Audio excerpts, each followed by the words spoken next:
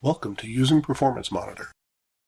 So Performance Monitor is not actually a SQL Server monitoring tool. It's actually a Windows monitoring tool, but it's extremely handy for looking at a variety of SQL Server metrics to see exactly what's going on within SQL Server.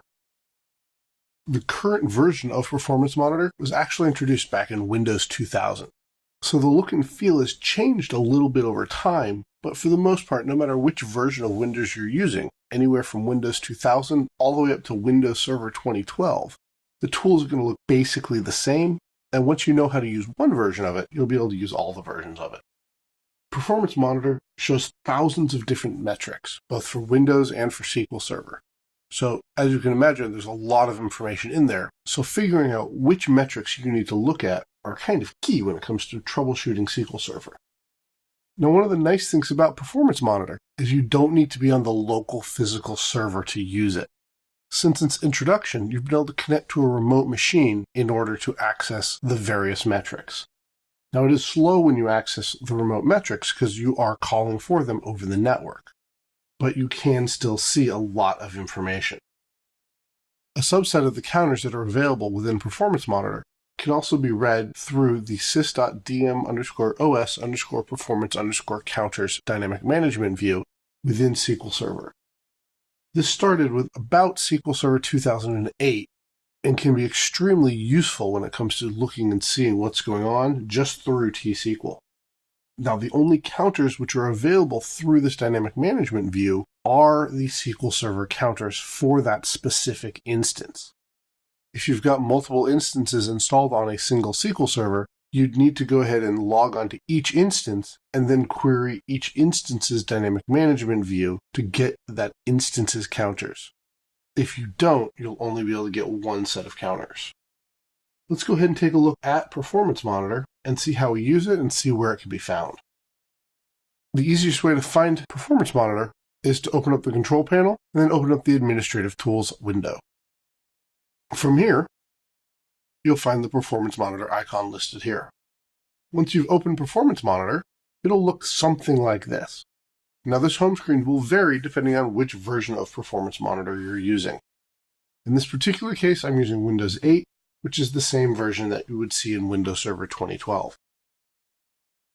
Just click on the Performance Monitor option, and you'll get the default monitoring screen. This shows you the default counter, which in this case is only the % processor time counter. Depending on the version of Windows that you're using, you'll see different counters showing up here by default. You can remove counters by clicking the delete key, and that'll remove them from the current window. You can also add counters by clicking the add button. This then brings up the available counter screen.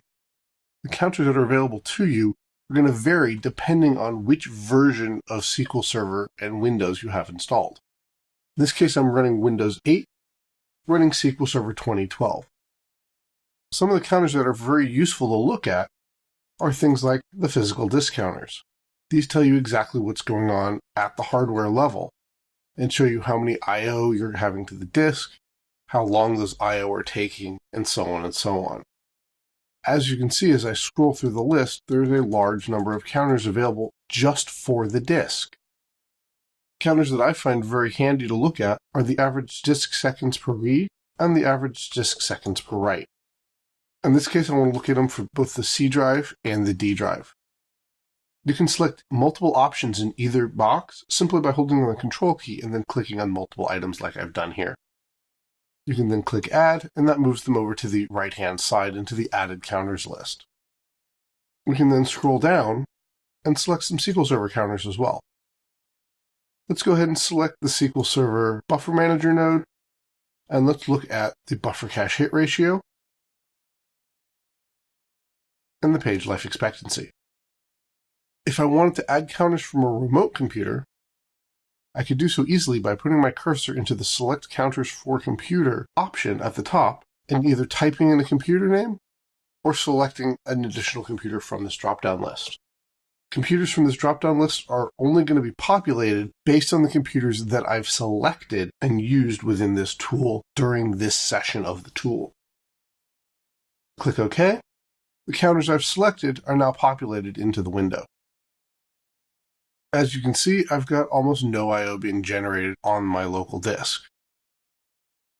My buffer cache hit ratio is 100%, and my page life expectancy is extremely high. This is because this computer has been on for a long amount of time, and nothing's been changing within this database. SQL Server's just been up and running doing nothing, as this is not a production system. Now, as you can see, the lines within the graph are extremely hard to look at. Let's go ahead and look at the physical disk counter, and you can see that this yellow line is extremely hard to find. We can click the highlight button at the top to highlight that line in black. That will highlight whatever line is selected. If we want to change the scale and make it a little easier to identify peaks and valleys, we can open up the specific counter and we can change the scale. By changing the scale, we can make the peaks and valleys easier to identify.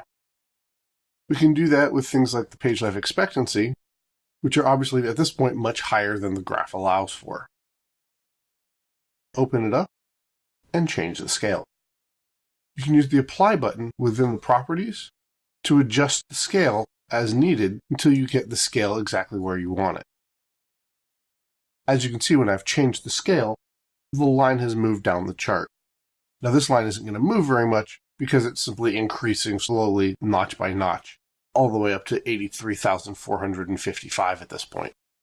Performance Monitor offers more than just a real-time graph as well.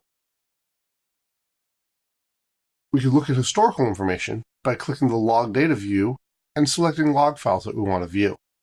This requires that we have collected data using a data collector set. We can look at data in this graph format, and we can also use a histogram bar to see data in bar format. And again, this is useful for both the real-time and the historical data. We can also look at a report, which just gives us the raw numbers of all the counters we've selected. Counters are grouped by counter group so that the disk counters are going to be together, as are the buffer manager counters. If we want to collect data analysis after the fact, we can use a data collector set. We do this by selecting data collector sets and then user defined. Right-click and select new and then data collector set. We'll continue this demonstration in the next video.